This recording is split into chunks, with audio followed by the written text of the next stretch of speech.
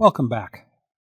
Another manifestation of China's rise as a great power is its ability to exert increasing control over Chinese around the world. From its founding, the PRC has emphasized its relations with the Huaqiao, or overseas Chinese, having an overseas Chinese affairs office as part of the government's state council.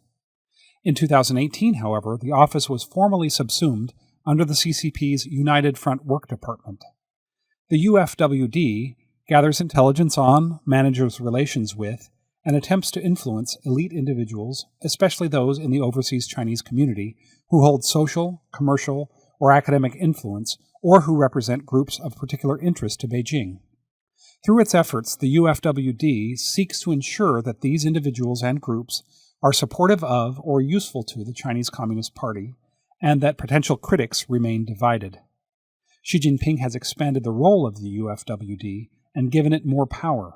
It is now responsible for China's intensified crackdown on religious and ethnic minorities. One method Beijing has used to influence overseas Chinese has been a significant expansion of control over Chinese language media around the world. As recently as the early 2000s, most local Chinese language media outlets in major cities around the world were just that, local. Entities controlled by PRC propaganda organs have bought up most of those media outlets to ensure that such stations and publications have a pro-Beijing bent.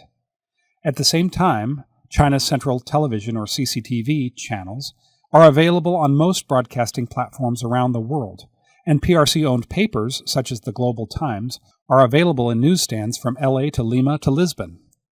In 2016, Xi Jinping said, "Wherever the readers are, wherever the viewers are, that is where propaganda reports must extend their tentacles." End quote. Indeed, Beijing is expanding methods that have been somewhat effective at shaping the views of overseas Chinese to now manipulate overall foreign opinion. A 2020 Freedom House study concluded that tactics once used primarily to co-opt Chinese diaspora media and suppress critical coverage in overseas Chinese language publications are now being applied to local mainstream media in various countries. The PRC also exerts control over overseas Chinese students through the UFWD-affiliated China Students and Scholars Association. In fact, at each Chinese embassy and consulate, there are officers assigned to manage the CSSAs under their regional jurisdiction. In the wake of the 1989 Tiananmen crackdown, Chinese students from over 200 different universities left the CSSA and formed the Independent Federation of Chinese Students and Scholars to promote democracy in China. As an undergraduate student at the University of Utah, I joined the IFCSS Chinese Students Association. The group was quite influential for a time, even helping sponsor U.S. legislation. But now it's all but defunct, having been eclipsed by the better-funded CSSA. While the ostensible purpose of the CSSA is to help Chinese students adjust to life, study, and work overseas, Beijing also uses it to monitor students and sometimes challenge teaching or policies the CCP opposes. In a prominent case, in 2017, University of Maryland student Yang Shuping gave the commencement speech, praising the clean air and free speech she found in America. She was roundly criticized by a local chapter of the CSSA and called anti-Chinese in a Global Times article. Yang's speech was met with an uproar online, and her Sina Weibo account was filled with angry comments calling her a traitor and a liar and sharing her family's home address in China. Unfortunately, this Chinese cancel culture has been used on other Chinese students and professors who step out of line. Many Western universities have acted against local CSSAs for infringing on freedom of speech or academic freedom in their universities. Perhaps the top targets of overseas Chinese control are Hong Kong and Taiwan. After the imposition of the security law in Hong Kong in June 2020, Hong Kong is now well on its way to becoming just another Chinese city under CCP control, something that wasn't supposed to happen until 2047 at the earliest.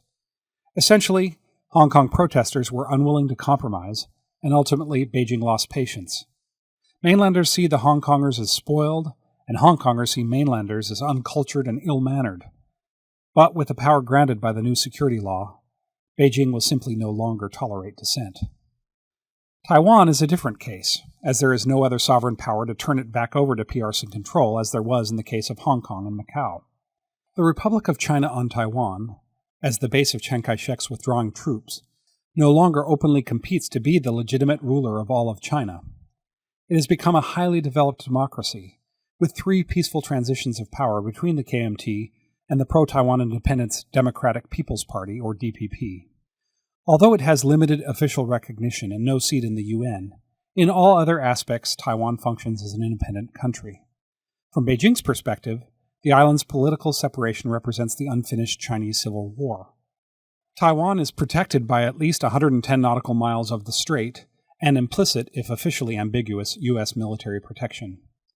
Taiwan's popular president, the DPP's Tsai Ing-wen, is in favor of keeping Taiwan as it is, has refused to concede to the One China rubric, has not formally asserted independence, and has no particular interest in engaging the PRC in a discussion on Taiwan's status. At the same time, Taiwan has neglected its security needs for decades, even as China has built up formidable military capabilities to use against Taiwan and U.S. military intervention. Military conflict between China and Taiwan would present the U.S. with a perilous choice. Either intervene in an open-ended, financially ruinous, direct conflict with another nuclear power for the first time, and risk significant combat losses, or to be seen as standing aside in the face of an assault on a vibrant democracy and its 24 million citizens. The PRC is not spoiling for this fight, as they know military conflict with the U.S. has a greater chance of causing the fall of the CCP than almost any other scenario short of losing Taiwan itself. Nevertheless, most Chinese nationalists feel that China cannot be truly great until it is whole. Another key feature that distinguishes Xi Jinping's great power push is a more aggressive posture taken by its diplomats and foreign ministry spokespersons, behavior that is known by the term wolf warrior diplomacy. The term comes from the popular Wolf Warrior film series by filmmaker and martial artist Wu Jing. Wolf Warrior 2 is the highest-grossing Chinese film and non-English language film of all time, and portrays a Rambo-like Chinese soldier protecting Chinese interests and African locals from evil Western arms dealers. Wolf Warrior diplomacy reflects an aggressive shift by Chinese diplomats to a more confrontational style, especially when rejecting criticism of Chinese behavior. This is a fairly recent change from China's previous approach to foreign relations, which focused on cooperation, friendly bromides, and avoiding any offense. I used to hear stories that Chinese citizens would mail calcium pills to the foreign ministry in hopes of strengthening the spine of Chinese diplomats because they seemed like such doormats. One factor in this change was the addition of a public relations section to employee performance reviews in the diplomatic corps. Chinese diplomats were encouraged to be active on social media and give tough interviews to foreign reporters. Many Chinese diplomats, especially the younger cadre that has only known a China that is getting stronger and stronger, see this pricklier behavior as an appropriate response to the West.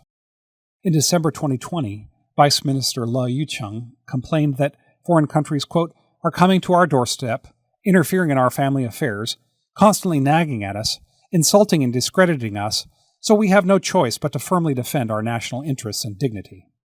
By now, you should recognize the themes of humiliation, resentment, and standing up for China in this statement that we've been discussing since the beginning of this course. This newly aggressive verbiage has been particularly prominent since the start of the COVID-19 pandemic. This approach is not cost-free, however. In diplomatic circles especially, China's new aggressiveness has led to a backlash from the US, EU, and Australia in particular. China's assertiveness is highly popular at home, however, and it would be difficult for China's more prominent practitioners of wolf warrior diplomacy to give it up. In our next lecture, I'll provide some recent examples of this more aggressive behavior to help you put China's future actions in perspective and address the question of whether China's behavior could generate a backlash.